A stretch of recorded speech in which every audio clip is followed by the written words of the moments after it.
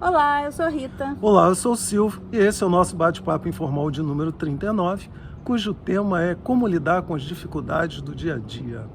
E aí, Rita, temos uma receita, temos uma sugestão, como é que a gente Não. lida com isso? Nós não temos uma receita, né?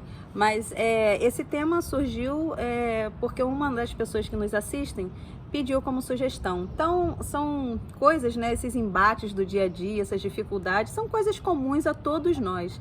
Então, serve para todos.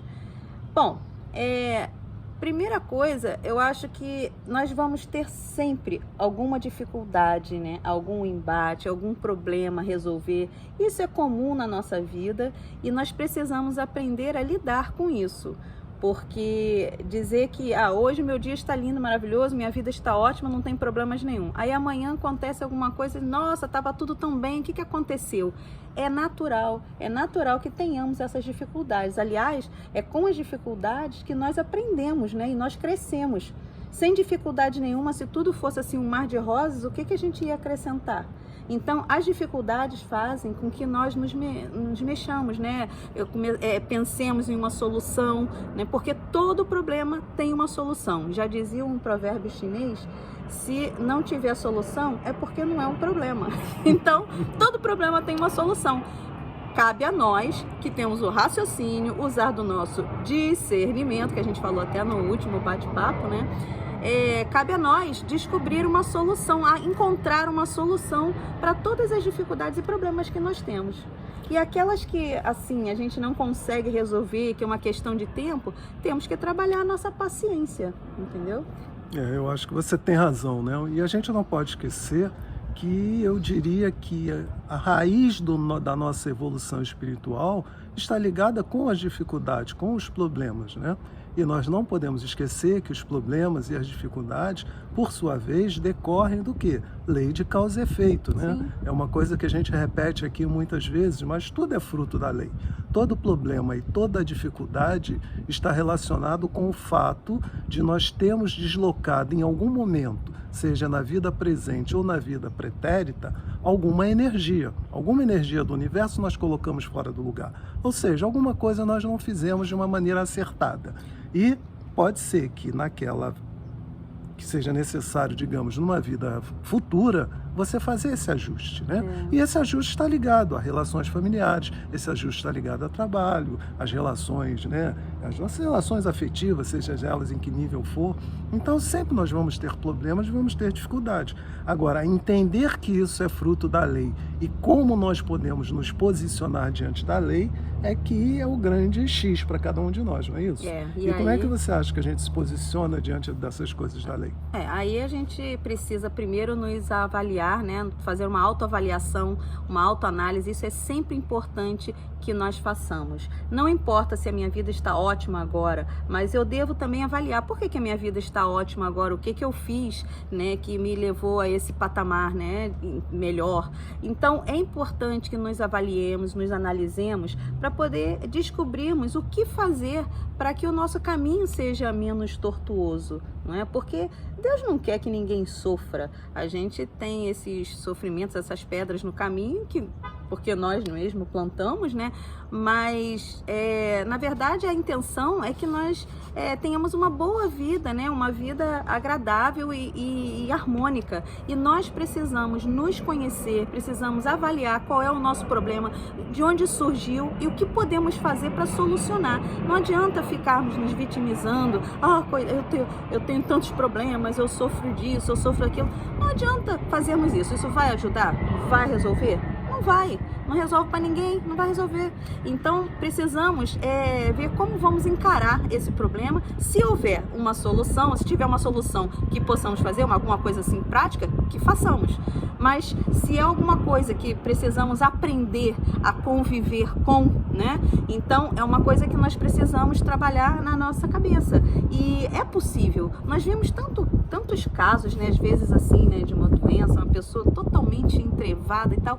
E com uma produtividade, com uma felicidade. Então, se é possível para um, é possível para todos, porque nós somos iguais, nós viemos, né? Temos o mesmo DNA. Então, de Deus que eu tô falando, tá, gente? Então, nós temos essa capacidade. Agora, resta nos trabalharmos, né? Trabalharmos o nosso psicológico para que a gente consiga encarar qualquer tipo de problema, seja a educação de um filho. Isso é uma coisa, né, que às vezes estressa bastante, mas educação é estressante no sentido de que tem sempre que ser repetido. Então, educar uma criança é complicado. É um sacerdócio, né, Rita? Mas se nós decidimos, né, que queremos ser pais e mães, então nós temos que encarar o desafio. É um desafio. Agora, é um trabalho assim, né, do dia a dia e repetir, até que aquilo, né, fique dentro da cabecinha daquele ser que está ali crescendo, e que nós, pais e mães, né, ou responsáveis, às vezes são outras pessoas, né, que até criam as crianças, não é nem o pai ou mãe biológico, qualquer um que seja, né, responsável pelo crescimento, né, de uma criança, vai ter que passar por isso, por essa entediante, né, educação de ficar repetindo, por quê?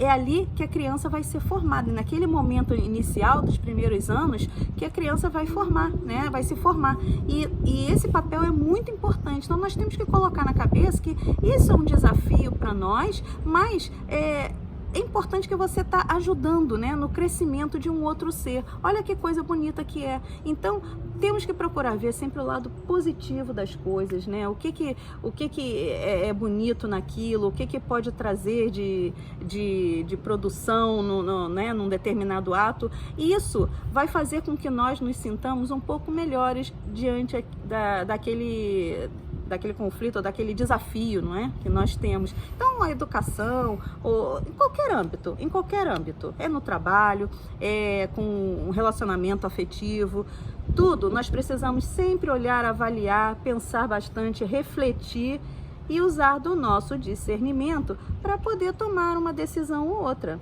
Eu diria também, Rita, que a gente não pode esquecer que educar não é só uma coisa externa, né? Isso é um polimento de alma. Porque nós não podemos esquecer que muitas vezes as famílias são formadas para a quitação de débitos passados.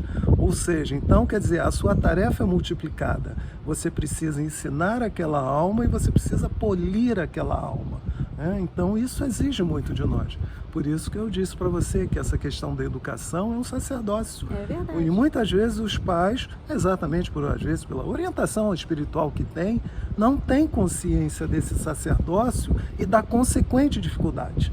Porque a dificuldade é exatamente aquilo que a gente precisa até para que nós também nos eduquemos, né? Muitas vezes esse trabalho de educar o filho é um trabalho de nos autoeducar. Né? Com certeza. E aí você está diante daquele espelho que você não consegue reconhecer. Mas o filho ou a filha, com as suas reações, com a sua forma de ser, na verdade ele está servindo de espelho para você. E é muito necessário que a gente se olhe no espelho, né?